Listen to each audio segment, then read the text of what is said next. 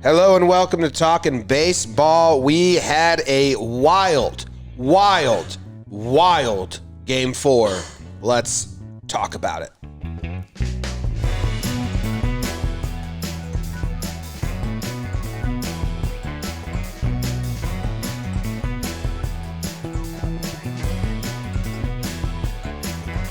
Hello and welcome to Talkin Baseball. My name's Jimmy. Sitting on the couch next to me is Jake. Trevor Plouffe joins us from California. Bug dude producing in the same game room as us as we sit here at the new Roosevelt Studios in Arlington, which is nice. It's a couch, different mics, different surround. So if we sound a little different, that's why. Trev, you got your regular old setup. You probably sound great. I'm nice and crispy back in the lab, baby. It feels good. Feels really good. Jake, how are you doing? Guys, did you see that? Did anybody watch that game? Hell of a ball game. I heard some people on different corners of the internet saying that baseball's hot in the streets. Yeah. I tend to agree with them. An all-time game. The product was incredible with a hint of sloppy, with some beautiful baseball sloppiness, though. I don't think it's point at the camera time and call people not clutch or that guy's choke job, but it was just one of the craziest baseball games of all time. Jom and I were in the building, which was awesome, with Bug, producer Zach as well. Trevor Plouffe jealous from his home with his beautiful family, which is fine. And yeah, man, just kind of a great night for baseball. Kind of unreal. Still trying to process it. Tough to go to bed. Tough to wake up and figure it out again. But excited to do it with all you beautiful people. And yeah, man, I think it's interesting. We said on the pregame show yesterday, we were talking about, which by the way, Jom was that final hit away from the best prediction of all time on the pregame show. I'm all over this series, Trev.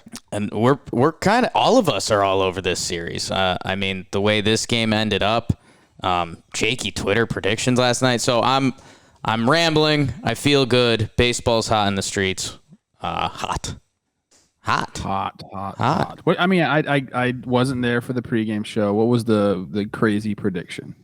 It's not crazy. I just said that this game was going to be a back-and-forth shit show. He had the score. You had 7-6. I had 7. If that last hit doesn't happen, I mean, it was... Yeah, I had 7-6. I had back-and-forth every inning, every pitcher giving up runs. That's how I said this game was going to go. I'm looking at the win probability chart. Yeah. And when Brett Phillips was up, the Dodgers had an 81% win probability. And after his at-bat, they had a 0% win probability because they lost the game. That was the big problem. I'll tell you what I think, that the rest of this series is starting pitcher versus starting pitcher. And if you don't have a 4-run lead, by the time you get to the bullpen, you're fucked. Because bullpens are gassed. The Rays bullpen is so tired. They're exhausted. They're a shell of themselves. I can't believe some of the decisions they made. The Dodgers bullpen, Kenley now looks really bad. 2 games in a row. And his interview, he was like, you got to shake it off. And who's the guy from MLB Network that we kind of like? Singer said, Kenley made some good pitches, but some bad ones. I just watched every single pitch he made as I prepped for this breakdown. He didn't make any good pitches. His cutter wasn't really cutting, and he was missing. Even his strikes were missed spots. So the Dodgers have a problem with Kenley, but they also have a Roberts problem. I don't think the Dodgers bullpen is as exhausted as the Rays bullpen is. The Rays' best bullpen pitchers are not able to come through like the way they are. The Dodgers, it's Roberts, man. And we'll get into it after Jake's burn, but I guess I just have a lot of thoughts. I was going to keep going, but we'll see. Dave has fresh bullpen. He refuses to use or leave in the game. It's like he has to make a move all the time, except when it's Kershaw going the third time through the order. So that's another thing we'll have to talk about. Yeah, but let's do it, dude. I'm craving the burn. The human body craves contact. I'd say the only other thing that's nuts is, a lot of those bullpen moves are going to get overanalyzed, and rightfully so to a degree. The Nick Anderson stuff is unbelievable. The fact you can still think you can trust him, but man, there was a lot of lineup changes that became very impactful. Kolarek comes in, he faces a crew of lefties that ended up kind of looking good by Roberts for a minute there. And then, look at the Rays top of that lineup had changed completely by the time that Kenley came in. So there's a little bit of checkers and chess going on in live moments and for the future. So, just an all-time baseball game. Yeah. The Anderson. I was fighting with people on Twitter trying to tell me that, Anderson didn't even pitch bad. He didn't even get any fucking outs. I don't know what they're talking about. He did get some outs. Yeah, but I know he got some outs, but he got two outs gifted to him by the bunt attempt and the base running error. He went strikeout, intentional walk, single, out on the base paths, double, gifted an out by the bunt, ground out. So he got 2 outs. 2 legit outs. I'm going to disagree. I was watching him. I thought his stuff looked good yesterday. I know this Corey Seager was just like a bloop hit, but in no world am I pitching to Corey Seager with a base open right now. Yeah, he faced 7 batters. That yesterday. His at bats are so good. Doesn't matter who's on the mound. Just take the right on right platoon matchup. Try to go after Turner. Pitching to him doesn't make any sense there. Like I said, he ended up getting a soft contact, but he just, to me, take your chances right on right. I think he looked pretty good. Now, is he gassed today? Probably. He hasn't looked like Nick Anderson from the regular season all postseason. But look, he's a guy that has to find a way. He's got to do something. I haven't watched the replays, the crispness of Anderson's pitches. All I know is that he faced 7 batters and he got 2 outs that weren't gifted to him. And if Bellinger's not out at 3rd in the 7th there and he has to keep pitching, I doubt it looks pretty. So I don't know what you do. He's now 7 out of 9 games he's given up a run. I know. 6 in a row. 6 straight. It's not good. And you bring him into a tied game of a near must-win. Let's do it. Let's do it. Burn is brought to you today by our most recent patrons, Zach Farnan, Joe Costa, Ivan, and Spencer Gibson. You can go to patreon.com/JomboyMedia. You can join the live chat. We got a ton of people in here now hanging out with us. Abe, Brady, Al, Halo Fangirl, Scrawny Donnie. That's a fun name, Scrawny Donnie. So thank you for your support, and that's what that is. And let's get to the burn. On your mark, get set, and burn, Jakey, burn. Game 4 of the Fall Classic. The Dodgers and Julio Jones Urias' first appearances as heroics against Atlanta versus the Rays and their friendly college Pirate pitcher, Ryan Yarbrough, in essentially an elimination game for Tampa. Top 1. How about Steve the Pirate? Justin Turner, solo homer. In the 3rd, Corey Seager lights the cigar. 2-0 Dodgers. Hey, Rosarena. Oh, Randy is the best ever? Rays cut the lead in half. Mad Max Muncy's Fury Road continues with an RBI double. Out after a delightful hug at second with Willie Adames. Running her hands through my fro. Moon shot by Renfroe. It's 3-2 in the Dodgers. Fortitude, Kike, do you love me? RBI double.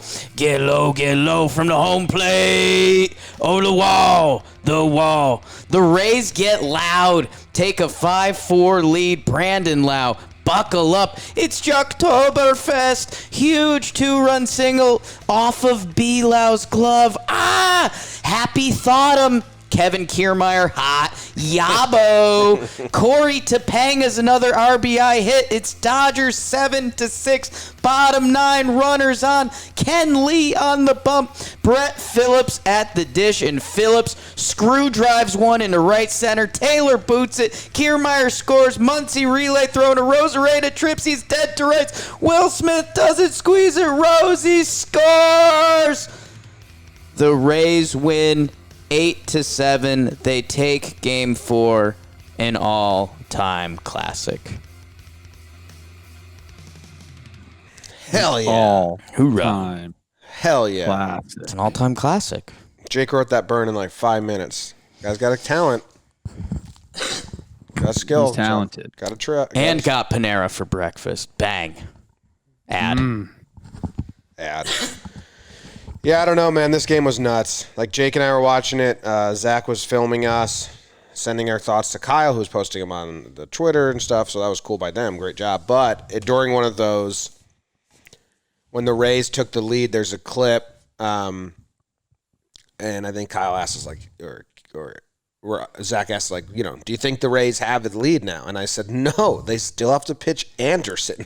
Yeah. And then Anderson came in, and Anderson comes in and gives up the runs. I think we got to go back. I think we got to cron pod this a little bit because there's so much to this game. There's so much to take in. Okay. Friend of the pod, Ryan Yarbrough, gets the start. He ends up going 3.1, 2 earned runs, 69 pitch. I mean, gross to grind a little bit.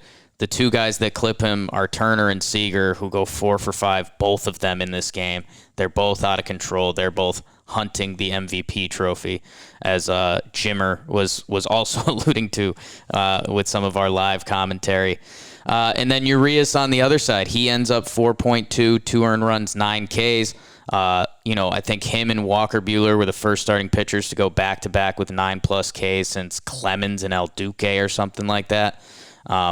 So I don't know, some pretty craziness. And it's crazy looking back at this game now that, I mean, it didn't even feel like those guys were a part of, like, what happened in this game. Like, there was a first half of this game that was like, okay, the Dodgers kind of won 3-2, and then everything, I mean, just went completely AWOL. Yeah, it was the 6th inning. That's right when I kind of got back and settled in. I was listening to the game on the radio, which is awesome to do. Like, if you ever just need to do that, and you don't have a TV, it's a lot of fun. I think I was listening to the Rays broadcast. They're fans of us. I sat down for the 6th inning, and it was, I mean, I've never seen a baseball game like that. Like, the back and forth. The thing that was crazy, it was the 2-out, 2-strike hits. Yeah. Like the Dodgers struck out 14 people. The Rays struck out 6. They could not put away anybody. And you can have that pressure on your defense all game like that. And it was just like, Rays score, Dodgers answer. Rays answer. I was like, those games are like, these guys are exhausted today. Like, they're going to have to wake up, figure something out to get going, because that is a mentally and physically draining game they just played. But if you're on the winning side, it is obviously exponentially different than when you're on the losing side. The Dodgers have to feel deflated today. And guess who's on the bump? Playoff Kirsch. The moment seems to find him a little bit. And stay This tuned. is it right here. This is like the thing, like, we're going to look back at the series, think about that 9th inning. Dave Roberts is an idiot. Here we go. Game 5 Kershaw is going to be, this is like I'm more excited to see this than anything else. Tune in to the Talkin' Baseball pregame show coming up in a little bit as we preview that game. So Jake and I were talking about, we joked like, all right, we'll go to sleep and then we'll wake up and we'll go right into the recap.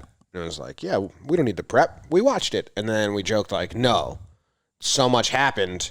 And while you're at the game, it's a little hard to see pitches, a little hard to like really like stay up to date because you don't have the graphic as it is live. And I'm going through the changes here and remembering them. Yeah. And Roberts, and then like it's at the moment, people were giving him a lot of shit. I just wasn't like, didn't give my full mind time to actually think through it. And now I am, and it's like, What the fuck, Roberts? He was both sides. Both sides, I think, were really bad yesterday. Trinan strikes out Meadows on 3 pitches. He's 1 out away from ending the 6th. No. Okay, there's 2 on and 1 out. But then, like, bringing in Baez, he gives up the home run right away. Then in the postgame, he said that he told Baez he was done. And then, I'm guessing because the Dodgers took the lead back, That's exactly what happened. he was like, oh, never mind, Baez, you're back in? Which, like, you brought him into a situation with inherited runners, which he's so bad at. I think every inherited runner he's ever had in the postseason has now scored. So maybe don't bring him in with a muddied up infield. And then to tell your pitcher you're done, and then to stand him back up and be like, nah, you're back in. I mean, you got to be fucking kidding me. And then he gives up the home run to Kiermaier, and now the game's tied again. So, like, that's crazy. The bias stuff is unreal. Roberts with the quote after the game makes it even more unreal. I can't imagine being a Dodgers fan having seen some of Pedro Baez's playoff track record and be going through that. That was unreal. And I think, Jim, you're pointing to fatigue a lot, and I think there's a little bit of that on the Rays side, but the one guy who couldn't point that to was Castillo, who he came in. He didn't look that great. Let's be honest, everybody got knocked around. And I don't know if it's just one of those baseball games where basically whoever came in, I mean, the 2 guys on the Rays that didn't give up runs were the sidewinder Ryan Thompson and John Curtis at the end, who, holy smokes, does he deserve some love for keeping that game tighter. And then for the Dodgers, it's Kolarek who goes the .2, and he finds that nice little lefty lane, which seemed like pretty good managing. Kolarek hadn't pitched in 10 days or so, which for a sidewinder, and you come out with a 4-pitch walk, you start to get worried. The biggest one that you have to circle, and our Dodgers fans were hitting us up on this, is Brusdar Graterol. 7 pitches, 0.1 inning. The guy that debatably has the best stuff in this series, he just joined the 102 mile per hour club, which is a very exclusive baseball society. The stadium was rocking when Brusdar comes in. All the Dodger fans start doing the boom and getting the arms going, and he's just... I had so much fun watching people again. Oh, the people in the crowd were great. Society, figure it out, wear a mask and stuff so we can do more stuff, because it was just nice being among society again. But, dude, there was something special. And when Brusdar was in for both sides, because what you did was you watch the pitch, Brusdar would pump it, your head would turn to the scoreboard, 99. Okay. What's the next one? And, that's the one that you just absolutely have to circle after this, that it's like, how in this shit show of a game was Brusdar only given that leash? I don't know. You know why? We've talked about this on this show many times. Dave Roberts. Yeah. Very good person from all accounts. It seems like a setup. He's very trusting of his guys. And he can't get over the fact. I mean, yes, Kenley Jansen's been doing it for a long time. Clayton Kershaw is one of the best pitchers ever. Okay, but you can't. It's now. Like, we're living in the present. Okay, we have numbers. We have our eyes. Like, Jansen was good for what? 1 or 2 outings. Going into the postseason, they were like, He's like, I don't know who's going to get the last out. We're going to figure it out as we go. That's where it's weird. Like, Roberts had that quote that I put a lot of stock into. Jansen had a few good outings, and then boom, he's right back in there. And Kershaw, Graterol had only thrown 7 pitches. Kershaw had a good start last time, didn't he? Guess what's going to happen today? I know we're going off in the second game again, or the next game, but when the third time through the order comes up with the Rays, Dave Roberts is going to have to make a decision. And we'll see what he does today. But, he's too trusting. You got to see Brusdar just going absolutely nuts. He looks great. Have Kenley ready and roll Brusdar right back out. And that's not even a hindsight thing. That's dude, this guy's nasty, and the other team looks deflated when he comes in the game. But just throw your good pitchers. let's tighten up some Roberts' terribleness because I don't want to crush him the whole time. No, he does deserve it a little bit, but this was also a great game. The other thing, the Kike Hernandez bunt, oh my God. And again, you talk about there's something to feel in baseball. And hey, I'm like team bunt. That Austin Barnes bunt the other day, I love that. There's still a role. Analytics still hasn't fully figured it out. Kike Hernandez, who has the clutch hit earlier in the game, he's got a clutch postseason history. I know you can't quantify him. Let him swing that stick. Let him try to end this game instead of you've got Anderson on the ropes, who's been horrendous the past 6 appearances, giving up runs, and you're going to do that to both of them, basically. You're going to hook up Anderson, and you're going to take the bat out of Kike's hands. I mean, unreal decision. Yeah, Anderson ended the inning before on an RBI single out on the base paths. Then he comes back out, gives up a double right away, and then you gift him another out. All these Rays pitchers got gifted outs. Muncy out at second on the base paths. Belly out at third on the base paths. Kike bunting. Earlier, there was like a little trying to beat the shift that Yarbrough caught. I don't know if that was a nice play by design, that he was trying to beat the shift, or if it was just weird off the bat. Yeah, that was a squibber off the bat. Off the bat? It was a nice play by Yarbrough. And the Belly one, I do think Belly was trying to get the throw over there to get another run to score, which in hindsight, the way this game that doesn't played make out. it any easier for Fairbank or Anderson, though. No, but you're trying to get that run home. I mean, we see guys do that. It's that's still a part of gift. They're base running. gifted an out for a run. For a run, yeah. Yeah. I think they make that trade. That's how you get 27 runs if you do it right. It's a great move by the Dodgers. It also, the Rays pitching had gifted outs a lot. The Rays, if I'm still team, and Dodgers fans aren't with me when I did this speech 2 days ago, and I said, Dodgers fans, you don't have anything to worry about. I got a lot of love from Dodgers Nation because they agreed with me. They're not going to agree because they're in panic mode. Dude, the Rays needed you to make so many errors. The Rays had like 3 outs that the pitchers didn't earn those outs. This was a magical, awesome game. As long as Roberts gets his head out of his ass, it's the Dodgers in 6 still. Jim, you said it. You just said it. A magical game.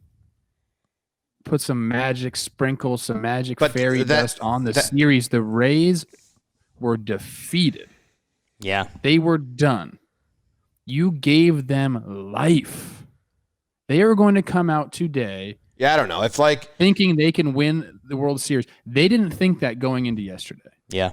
Like they like you said, they got that game almost gift wrapped. You have to give credit to them for fighting back. But they're a different team now. They were like holding the Rays hostage and then like checked their gun for bullets and shot themselves in the face. And the Rays were like, okay, we're free now. I mean, that last play is so bad, Trev, on every level. Incredible. On every level. It still should have been a tied game. Yeah, it was tied up. And Kenley's still on the ropes, so you don't know. But, I mean, Randy should have never been sent home. Even if he doesn't trip. I don't know. Does he? Could you go back and look? I checked. Even if he, by the time Taylor had the ball in shallow left field, he was. Randy hadn't touched third base yet. He got sent too. He didn't. He got sent. It's a horrible send. Even if he didn't stumble, he was, It was just a collection of bad. It was a giant collection of bad. Yes and no, because it's also baseball. It's also the beauty of baseball. It's also the third base coach seeing that Chris Taylor, who doesn't play a ton of center field, bobbled the ball, and he loses all his momentum. When we normally see a throw from that part of center field, it's a guy crow hopping into it, they field and gather. Taylor bobbles it, he scoops it again. And then, pure chaos ensues. You see Max Muncy and MLB TV did a really good job on this. When Muncy turns and relays, he sees that Arozarena's tripped, so he feels like he doesn't peg the ball. So it almost looks like a changeup out of his hands. It almost looks like he pronates it, trying to aim the ball home to Will Smith because Arozarena's dead to rights. It's not a great throw. It's still there, Will Smith. And Smith doesn't grab it because he's trying to make the speed catcher tag. It was a beauty of baseball. It's sloppy and it's not necessarily great baseball, but I do think it's beautiful baseball. That's why baseball's a fucked up sport. I want to add to that, and then I got another point I want to make about the bunt. So yeah, when you're Muncy and you're, what was he, 20, maybe 30 feet away, and you're 20, he was- spinning and Yeah, maybe 30. Dead. when you're spinning like that and you got to throw home, 30 feet it's like a touch throw. And in that moment, he didn't have any touch. He just threw it as hard as he could in there. I mean, that's a tough play for Will Smith. It's a really tough play for him. But the bunt thing, I want to go back to. It's that. not a real. What are we doing? It's not a real tough play for Will Smith. If you're a catcher and you 30 think feet that's a away and bang Muncy play, hammered that thing in, and he thought he'd have to hammer the tag back the other way. And like, if you would have seen him trip, yeah, then he sets up and makes sure he catches the ball. He's like, shit, I have to make a tag right now. Leverage. It was high leverage. Like pressure's high. I mean, I think if you redo that throw to Will Smith, I would guarantee he catches it 9 out of 10 times. When you're that close and you're whipping it around, it's not easy, no matter what, because you're not expecting the ball to go to your throwing hand side, having to reach all the way over. You're expecting a good throw. Yeah, I know, but It's tough. But the bunt thing to me was the worst decision made in the game last night. Like you said, Anderson on the ropes. Choi is down Kike's throat. yeah. Because you can do that with a runner on second base. The first baseman, Anthony Rizzo, does this all the time. You can be down your throat. So now you can only bunt in one spot. You have to get the bunt to third base anyway there, but sometimes if you get it out in front of the plate too, that works. Not in this situation. And Choi is right there ready to make the play. You have to make the third baseman come in. And look, the bottom line is you just don't practice bunt. Like, how many sack bunts did Kike have this year? Can we look that up, BBD? It can't be a lot. I'd lean 0 or 1. The game with Austin Barnes, the first and third, that's netting you a run. Like, that's still a play. Like, if you're okay with a sack fly, you're okay with doing that. That's a tough play for the defense. That bunt play right there is not a tough play for the defense. That's stuff you've been doing your entire life. The first and third thing is a new thing. Who invented that? Madden, I think, did. What are we talking about? What first a good and third baseball thing? play? This giving up an out Kike thing is this is why people say never bunt. And I'm not on that fence. I believe there are times for bunts. That is not a time for a bunt. He has 0 since 2018. Don't know about postseason, but regular season 0 since 2018. But he had 4 that 0 year. since 2018. You're facing a guy that throws, he was throwing up in the zone because that's what you also do when your guys are bunting. Just so you can get what happened. Exactly what happened. You pop the guy up and you get a free out. It was that decision. And maybe it wasn't even Roberts. Maybe Kike did that on his own. We don't know. I mean, did they say afterwards? I doubt it. You think You never Kike's know. doing that on his own with G-Man down his throat? No way. I don't know. I do way. not know. It's crazy to think that they would make a guy who hasn't bunted since 2018 do it in the World Series for the first time in that situation. It's just, and the Rays are known for their defense. That was worse than any move all night. Yeah. And yeah, Jim, I know you're talking about the Dodgers had to have a handful of errors and, that last play and a couple of the things that happened, the base running. And the Dodgers did dominate this game. They had 10 left on base. The Rays finished with 5 left on base. Like, the Rays had to push a lot of the right buttons. I will say the one play that I think will get missed from this series when our kids get together and they're watching old baseball games 30 years from now, the Brandon Lowe dive where Jock Peterson's ball went off the top of his glove. I mean, my soul left my body for a little bit. I thought that was the end. I thought that was going to be the difference for the Rays because if he squeezes that, it would have been the first stop in a while. And it's a tough play, but I think Brandon Lowe makes that more than 50% of the time. And after he hit the home run, that was the inning after. So, I think if you're the Rays, like what you're saying is right. The Dodgers are still the dominant alpha team in this series, but the Rays didn't necessarily play a perfect game themselves. So I do think they're feeling the magic and feeling the buzz a little bit, and it's going to be wild to see how that does translate tonight. Yeah, is Snell pitching? Like they got Snell up. It's Glasnow tonight. Glasnow Kershaw. Yeah, people were talking like that's a bad thing. I don't think that was a bad thing because who else were they going to go to? Kershaw Glass now is what I'm seeing in the going preview. tonight. You couldn't. They didn't have anybody else to pitch.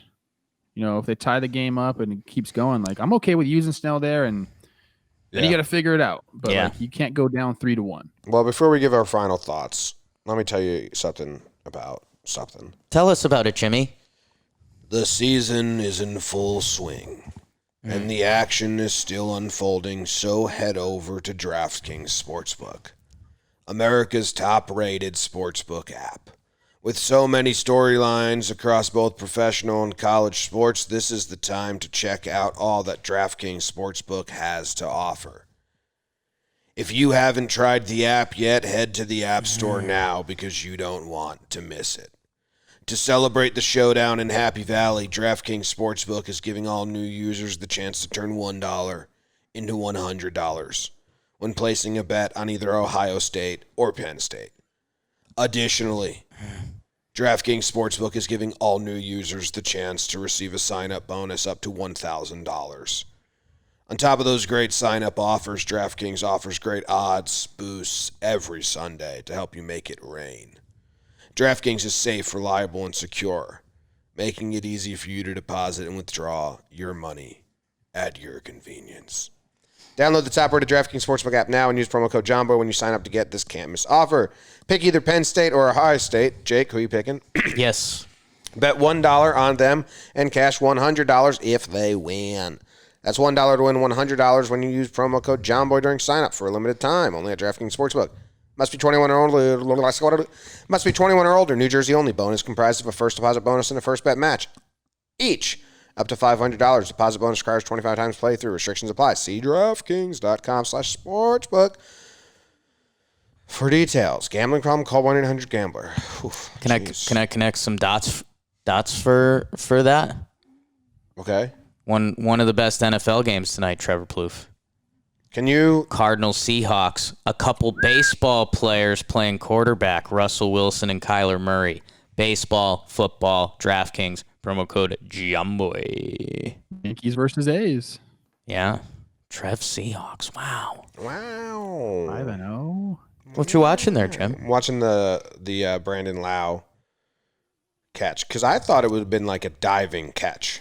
The thing that gets me is it skims off the top of the glove. Like, that's in the web if he opens it up. You said 50% of the time. I think that's don't if think he so. makes that play, I think it's a highlight. It's It's one of kind those of a things. bad It's like, look, you're in the dive.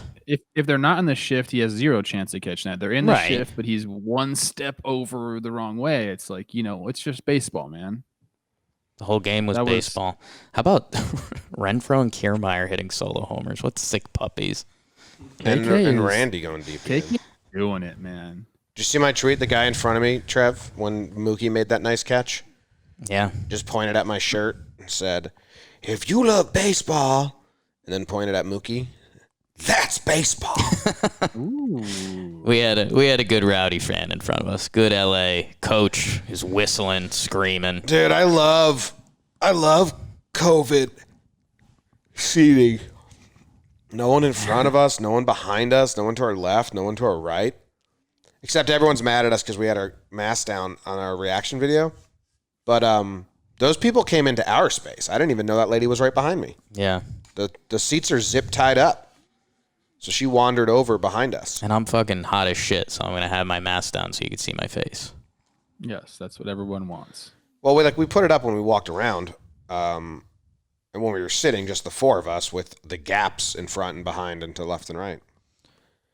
Whatever. Anytime we knew we were near people, we had it on.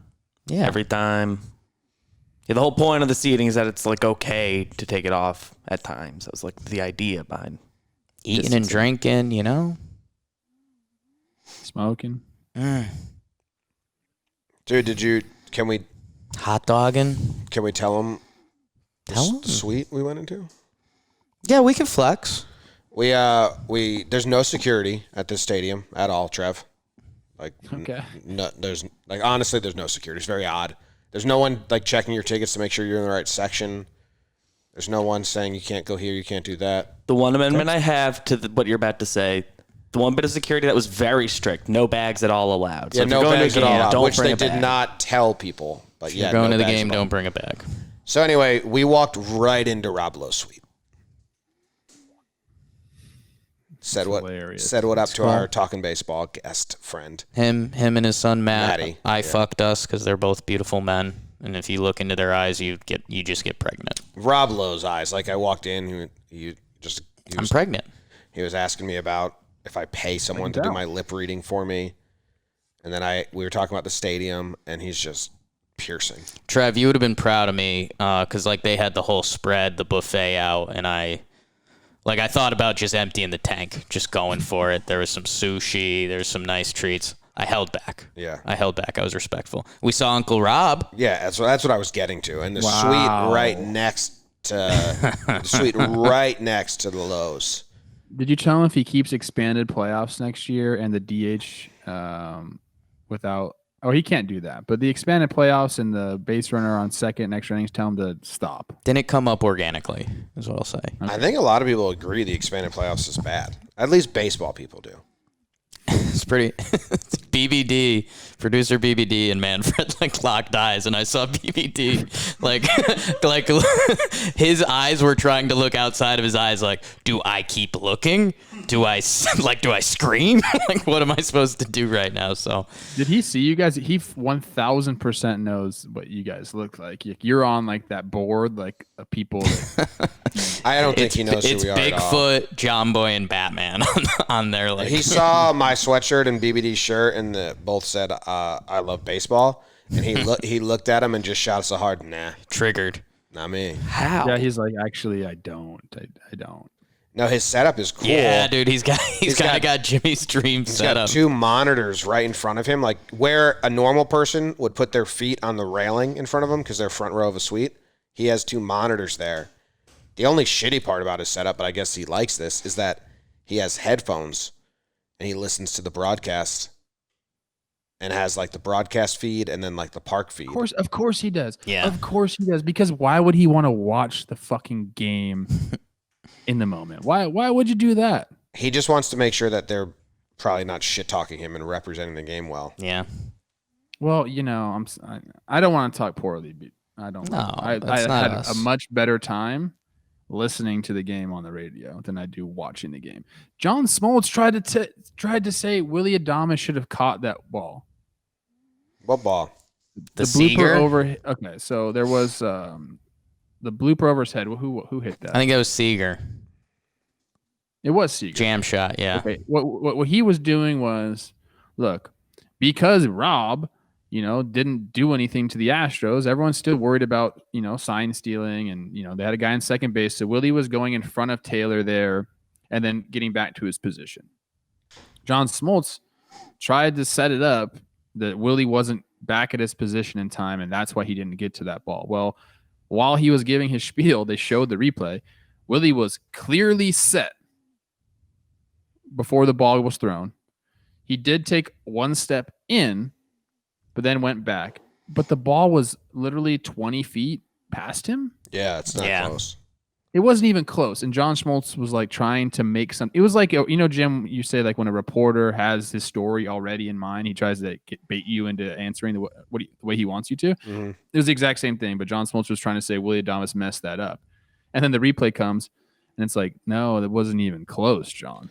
I don't get about Smoltz and Buck, and I don't listen, and that's just my personal thing. So like you say, like you'd rather the radio, just put the radio on and watch it, Like I would never listen to those guys. I like Buck, but the style, I don't mind Buck. The style of it, I don't enjoy.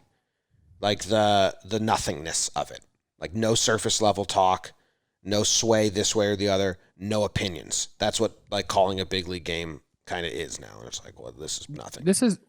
And they should do this. I don't know how they don't already do this. Give But you look, your you home have the announcers. you have Fox filming the game. Yeah, you should have home and away announcers or a neutral announcer. That's how hard would that be? Especially because that's what this entire season was. It was one camera crew and 2 announcers because they couldn't leave. Like, give Dodgers fans their home announcers that know the most about the Dodgers, and give the Rays fans their home announcers, and just make it like when ESPN does ESPN and then StatCast. Just do so different versions of Fox. Fucking charge extra for it if you want to make some money, because I would pay. Exactly. Everyone would. Everyone would. Pay. Every baseball fan would. Yeah. Yeah. And ain't that it? No That's way they he were would have like. caught that. People were going crazy when Buck had to do football and couldn't do the game. Right? Is that today? Yeah. It happened in the. I think that happened. I think he's staying World Series. And I agree. I don't care. Like, Joe Buck is fine to me. Like, it's almost like I don't even hear him talk, because he just, like, I've heard him so much, like, it doesn't even, like, register in my brain anymore. But it would be nice to have, like, if you're an LA person watching the game, it would be awesome to have your own broadcasters. Have Joe Davis and Trevor Plouffe in the booth just talking about it. Let's go. Get me out of that booth. I don't want any part of it.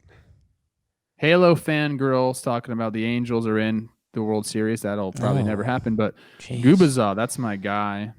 Do you guys know Mark Gubazov, broadcaster for the Angels? He's the color guy. We have an exchange pleasantries. Yeah, he coached against me in high school. He's the high school coach of our rival high school. Oh, yeah, and him and I like had some unpleasantries. Love that during our time there. Yeah, but I love him. Perfect. All right. I don't know if we have any more. I mean, an exhausting game. Really fun to be at.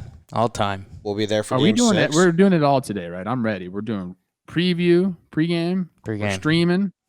Yeah, this stream seems to be going well, so hopefully that you can join the stream for the game. We'll see what the delay is. You have DVR at the place? Can you please pause it for me?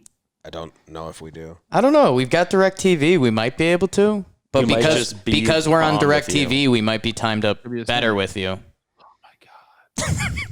Do you have DVR? I do. Okay. Sweet. We don't know if we do yet, but it's a pause fest. Show over here, baby. I got pause, forward. Let's everyone pause it, and we'll do a midnight rewatch. I'm excited, dude. I can't wait. I was not happy that I didn't get to participate as much as I wanted to in the first couple games. Your camping trip might have to become an annual ALDS camping trip. Well, dude, no. I'll explain it to the listeners, because it does seem like a really stupid fucking thing. It's beautiful. It's a camping trip we go on every year. It's family. It's very important to me. It's why I don't try to play baseball anymore, because I'm home with my family. This was the only week I begged not to go this week. I begged. It was the only week that like everybody else could make it. So you've been going on this camping trip your whole life? My entire life. So every year when the Twins would not make the World Series, you were kind of like, thank God. We always watch the World. We always watch. I mean, not every single year, but the majority of years, I'm watching the World Series like when I'm camping. That's awesome. Yeah, I had an excited thought, Jake, and then we got to get going. And we'll wrap it up. But I was very excited to be at this World Series. What's BBD giggling BBD at? just giggled. Quentin said Trevor flexing by having a family. Oh, wow. It works. Yeah. Oh. Also, Sean McLaughlin with a huge bullet into my heart right there. Thanks for that. Yeah, Jimmy was going for that bullet. Yeah, but you kind of missed it. You missed it. So it's a team bullet. Yeah. Trevor, would you have been allowed to miss the camping trip if you were playing in the World Series, or never became a question? Trev, if the Twins made the World Series, would your family have canceled the camping trip to go watch you in the World Series, or would they have been like, watched you at the sorry, campsite. Trev, we'll watch you at the campsite? Most of them probably would have went camping. Anyway, we're very lucky. I was going to use the word blessed, but I don't really like that word.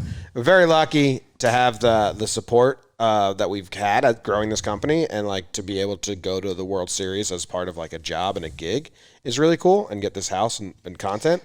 And I had a thought, Jake, I was like, wow, we just saw a World Series ender that is like all time, like a crazy, like it doesn't have a name yet, but I feel like it's going to have a name. And then I thought, shit, this is our job. We might see a lot of World We could Series see a games couple over more. the next 20 years or whatever. And then We're going every year. I'm in. I've already locked it up. This is amazing. That's the goal. So thanks to everyone that listens and makes this doable, because hopefully you enjoy the content while we're there.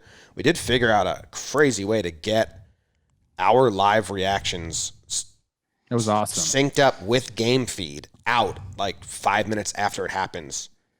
That technology and the hard work by Zach and Kyle was crazy. BBD, Zach, Kyle, Robbie, Everybody on the social was going nuts yesterday, doing really well.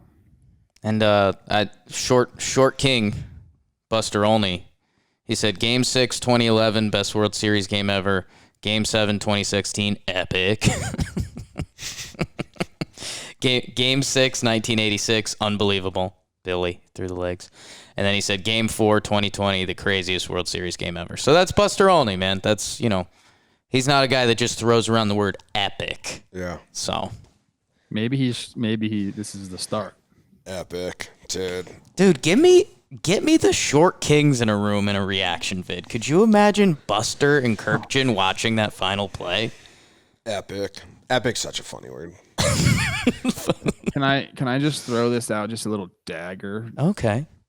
Because I saw this on Twitter so I'm stealing it, but I thought it's perfect for the moment. Oh, are you talking about that model that dressed up as the crazy old guy that caught the home run in Game 1? Okay. That guy's really good looking. Yeah. Sorry, dagger time. Yeah. Anyways, dagger. Heard that guy's pregnant, by the way. Yes. People are talking about the 2014 World Series. If you guys remember what happened, Alex Gordon was stranded on third base.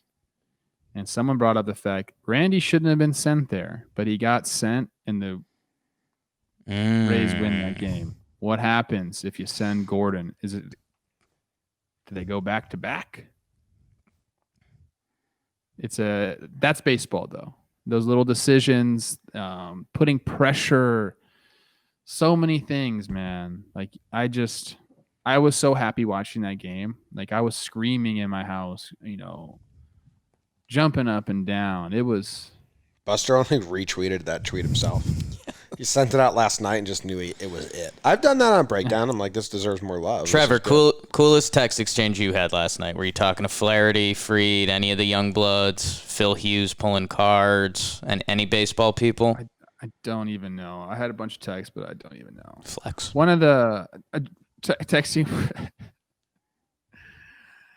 with our guy Jack Davis was. Oh good. man, he called us while we were walking home from the stadium. He is a hot pot of coffee right now. I like this. I liked the game watching of the stadium. Like I don't like I think all the ancillary non-field and views is probably bad, but I never cared about that stuff. Like it is more mall than stadium when you walk around the concourse.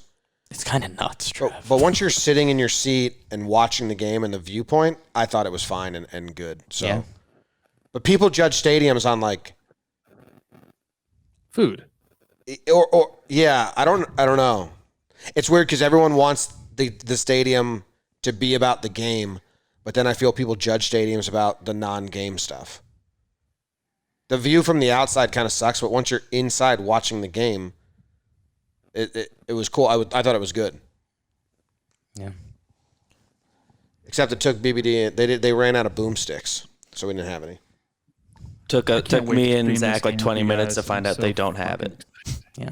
I like that shirt, Trev. I don't have that version. I never bought that one for myself. That's tidy. I like it. That's right, baby. All right, this Supporting the company. This has been more of a post-game show for the patrons anyway, but we'll say goodbye to everyone now. Love you guys. Love ya. Goodbye. We'll be live for Game 5 from Roosevelt Studios, Arlington, and then we will be back at Game 6. Exciting times.